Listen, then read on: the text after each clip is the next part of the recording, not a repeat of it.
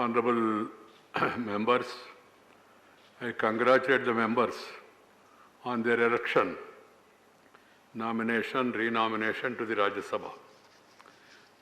Members, the oath-taking ceremony during the intersession period is usually held in my chamber. However, the prevailing pandemic situation has necessitated holding it in the Rajya Sabha chamber in adherence to the safe distance norms and COVID-appropriate behavior. Members, holding a public office is a 24/7 responsibility nowadays, which entitles a never-ending accountability towards the citizens of the country. People have a lot of expectation from us and their representatives. It is our bounden duty to voice their concern as well as aspirations through various parliamentary devices from the floor of this august institution.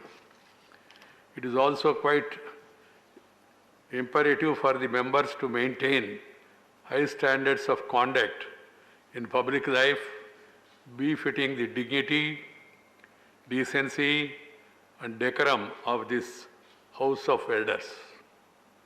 Equally important is the adherence to rules and procedures of the House. Members who have been renominated are already conversant with the practices and procedures of the House. For new members, I advise, please go through publications such as Rajya Sabha at Work, Practices and Procedures of Parliament by Kaul and Shagda, Members' Handbook, Rule Book, and other publications related to parliamentary practices to familiarize themselves with the practice and procedure of this august House. You should not hesitate to seek the guidance of senior members who are repositories of vast experience and knowledge in parliamentary practices and procedures. The Honorable Deputy Chairman also will be available whenever you want to have any consultation with him. Oath and affirmation has been arranged now, as convening of the next session may take some time, and also because it will facilitate nomination of the newly elected nominated members to parliamentary committees which function during the intersession period.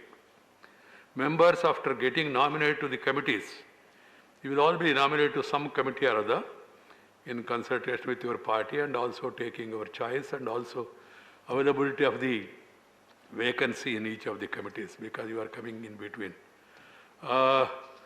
You will be able to make useful contribution to the committee proceedings on important issues relating to public welfare, which is priority concern for all of us.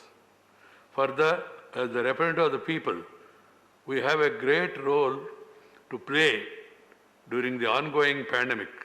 These challenging times have presented themselves with the problems that require coordinated effort from different entities.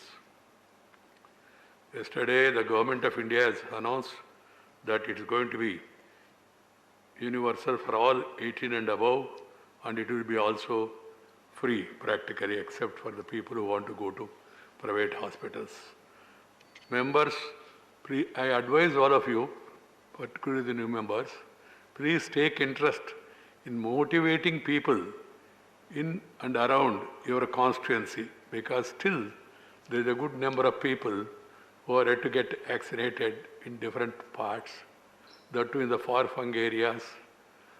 We need to educate them and motivate them to see that they also get vaccinated at the earliest.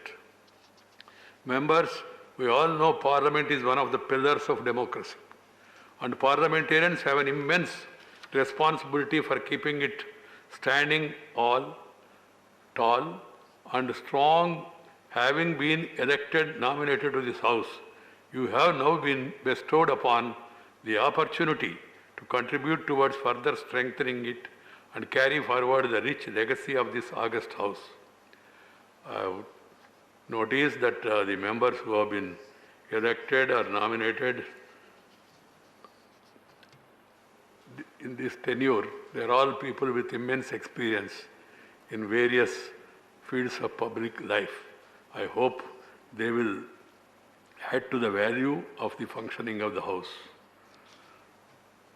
As I told you, because of the pandemic and also the instructions, we are not having the normal meeting the chairman in his private chamber and then having a group photo. All these things are avoided. But if you still want to meet the chairman, I can meet you in the committee room here, just formally, to familiarize yourself. And then, of course, once the situation improves, I hope it will improve at the earliest. Signs are there. We'll be able to meet as and when required. With these words, I wish you all of you the very best and fulfilling years of service to the nation.